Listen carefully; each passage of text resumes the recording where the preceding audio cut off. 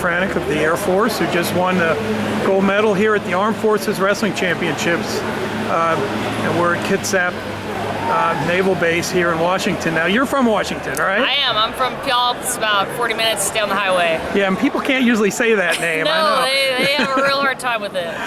So where are you stationed? Tell us about your career in the military first. We'll talk a little wrestling. So I just moved back stateside from Germany. I spent the last 2 years in Germany. I'm now at Little Rock Air Force Base in Arkansas. And I am a flying crew chief on C-130s. So basically I'm a flying aircraft mechanic. I fly with the plane wherever it goes. I've spent the last 9 months prior to coming here in Africa, all over Europe. So. But you don't get frequent flyer miles when you fly for the military, do you? It's economy only. Yes, I mean, but you've seen the whole world already, right? I have seen quite a bit. Never thought I'd do any of that. So you're a mechanic? I am. So you make sure those planes are safe? I keep them up in the air. We keep them flying. That's a heck of a job, man. How much training did it take to get certified to do what you do? About a year or so, give or take, from classroom training to on-the-job training, and then they take the top 10% and they throw them and make them flyers.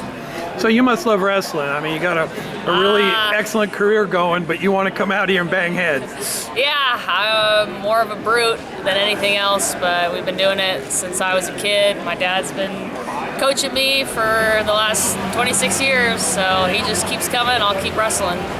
Yes, I mean, this gave you an opportunity to come out here and wrestle against people from another service. You had 3 athletes, one from each of the teams here, so you had to win twice today.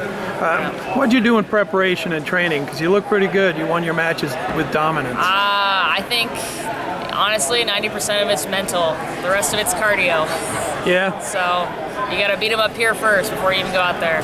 So when do you get on the mat? Who do you drill with or train with when you're trying to serve all these airplanes? Yeah, I do not do any training when I'm at my home station. So we did the 2-week camp before coming up here, and that's about all I've had. But hopefully they'll keep me on for the U.S. Open because I'd like to compete in that and continue on. Well, you did beat a couple talented athletes, and the U.S. Open's coming up in April. Where would you be able to stay and train? It's all dependent on the Air Force budget. If they want to keep me on, we would go back to Colorado Springs and keep training. We normally train at the academy, and then last year we got a couple times in at the Olympic Training Center, working with the women's freestyle team. So that's obviously the best of the best. I'm mostly just a ragdoll there. So you looking like you're going to stay in the military? I mean, it looks like you've had a pretty interesting career so far. I just applied to commission back in January, so I'm hoping that pays out, and then we'll see where it goes.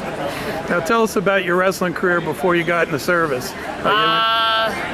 So I hadn't competed. Last year was my first year competing in 7 years. I hadn't competed anywhere past high school. I had a couple knee surgeries in high school and decided that I didn't want the replacement, so I wasn't gonna keep it on. And I honestly never thought I'd ever wrestle again. And then last year, the Air Force put together a team and they sent out an application looking for women, and I applied, and here I am.